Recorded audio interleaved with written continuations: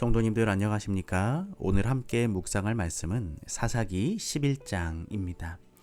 사사기 11장에서는 입다가 사사로 등장합니다. 입다는 독특한 사사입니다. 왜냐하면 그는 하나님께서 부르셨다는 기록이 없기 때문입니다. 그는 길르앗 장로들이 사태가 위급해지자 할 수 없이 데려온 잡류들의 두목이었습니다. 그러나 그가 겸손히 하나님 앞에 나오자 하나님께서는 그를 사사로 인정해 주셨습니다. 본장의 첫 번째 부분은 비천한 기생의 몸에서 서자로 태어나 가족들에게 쫓겨난 입다가 어떻게 사사로 추대되는지 그 과정을 소개하고 있습니다. 두 번째 부분은 입다가 암몬 왕과 대등한 위치에서 담판을 벌이는 장면입니다. 그러나 암몬 왕이 그의 말을 거절하자 입다는 암몬을 쳐서 항복을 받아냅니다. 그것이 세 번째 부분입니다. 마지막 부분은 입다의 실수로 번제로 드리게 된 입다의 딸에 관한 슬픈 이야기입니다. 사사기 11장 1절에서 3절입니다. 길르앗 사람 큰 용사 입다는 기생이 길르앗에게 낳은 아들이었고 길르앗의 아내도 아들들을 낳았더라. 아내의 아들들이 자라매 입다를 쫓아내며 그에게 이르되 너는 다른 여인의 자식이니 우리 아버지 집 기업을 잊지 못하리라 한지라. 이에 입다가 그 형제를 피하여 돕 땅에 거하매 잡류가 그에게로 모여와서 그와 함께 출입하였더라. 입다는 길르앗 사람이며 길르앗의 아들입니다. 길르앗 사람이라는 것은 요단 동편 사람이라는 말이고 므낫세 지파였을 것입니다.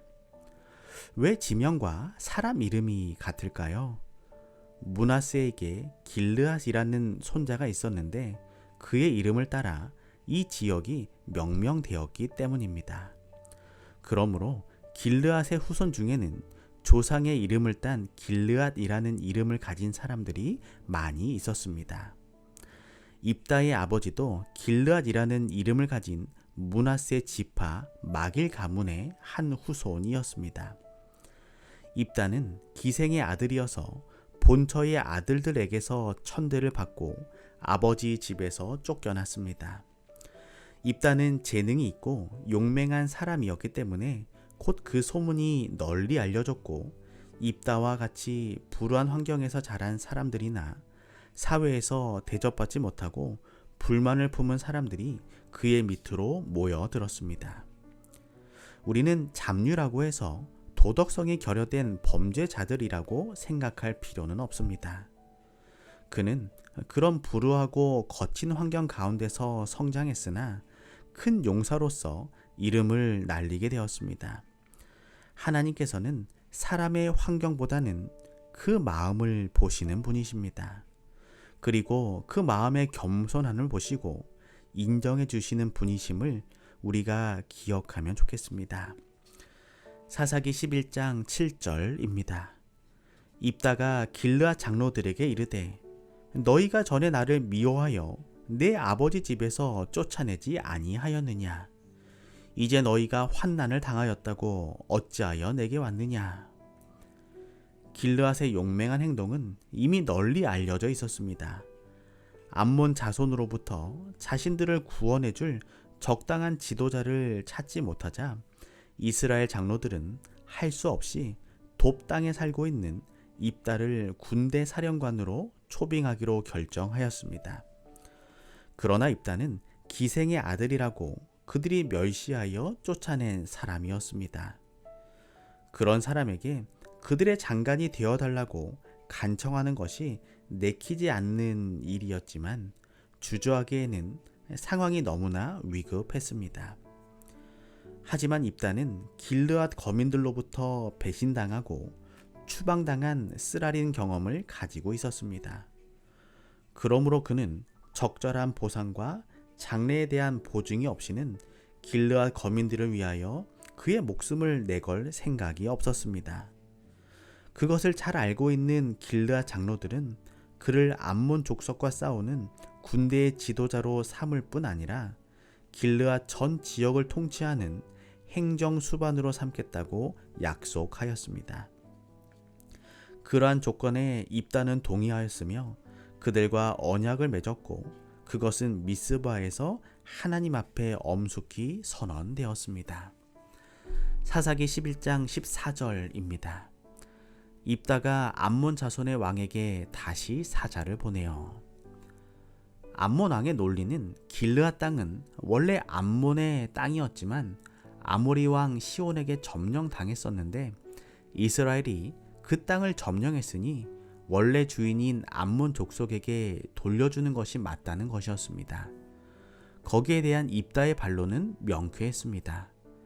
이스라엘이 암몬의 땅을 점령한 일이 없다는 것입니다. 입다의 대답은 그가 단순히 잡류의 대장이 아니라 이스라엘의 역사의 정통한 지도자라는 것을 보여주고 있습니다.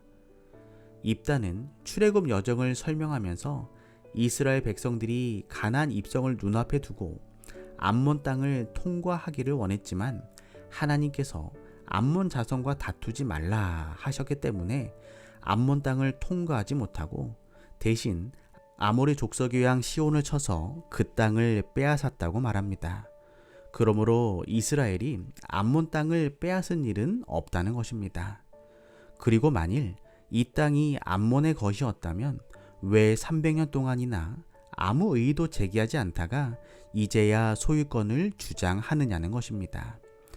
입다는 세 가지 점을 들어 이스라엘의 권리를 주장했습니다.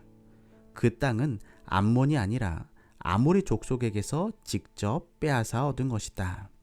그 땅은 하나님께서 직접 이스라엘의 손에 넘겨주신 것이다. 장기간 그 땅을 이스라엘이 소유하고 있었으며 그동안 아무도 이의를 제기하지 않았다. 그러고 나서 그는 하나님께서 이 문제를 직접 판단해 주시리라고 호소하였습니다. 아무리 잡류의 두목이라 할지라도 하나님께선 부르신 사람들에게 지혜를 주시는 분이십니다. 오늘 우리에게 다양한 삶의 모습과 환경이 있지만 지혜를 주시는 하나님께 감사하는 삶을 사시길 소망합니다. 사사기 11장 30절과 31절입니다. 그가 여호와께 서원하여 가로되 주께서 과연 암몬 자손을 내 손에 붙이시면 내가 암몬 자손에게서 평안히 돌아올 때에 누구든지 내 집 문에서 나와서 나를 영접하는 그는 여호와께 돌릴 것이니 내가 그를 번제로 드리겠나이다 하니라. 전쟁에 나가기 전 승리를 위해 서원하는 것은 보편적인 일이었지만 입다의 서원은 경솔하고 이해하기 힘든 것이었습니다. 이 서약은 하나님께서 원하시는 것도 아니었고 요구하신 것도 아니었습니다. 번제물로 드리겠다는 것은 짐승을 드리겠다는 의미라고 보는 사람들도 있지만 집 문에서 나와서 나를 영접하는 그를 드리겠다고 한 것은 분명히 사람을 의미한다고 보아야 합니다. 그렇다면 자기에게 소중한 가족 중 한 사람을 번제로 드리겠다고 서원한 것인데 아무리 사정이 급하다고 해도 하나님께서 가증히 여기시는 인신 제사를 서원한 입다의 위증은 이해하기 힘듭니다.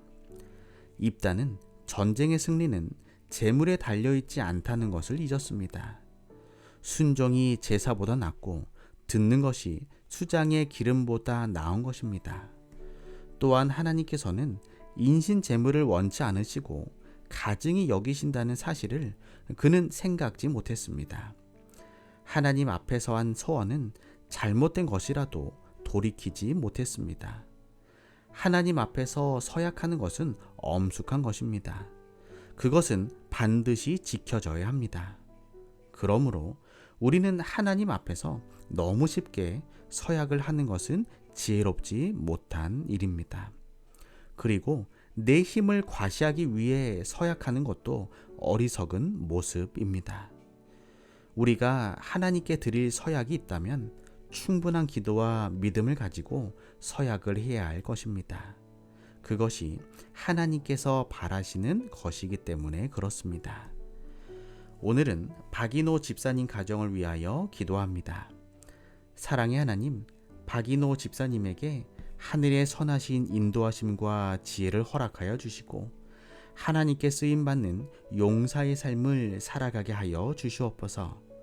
맹미영 집사님과 박신원, 박보현 모든 가족들의 삶이 하나님의 사랑의 울타리 안에서 평화하며 하늘의 영원한 복음을 바라보는 믿음과 소망이 가득 찬 귀한 삶을 살아가게 하여 주시옵소서.